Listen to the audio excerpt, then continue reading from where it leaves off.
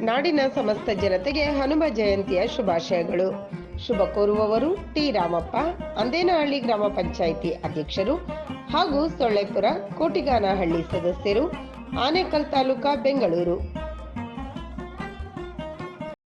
ನಿನ್ನಂತೆ ನಾನಾಗಲಾರೆ,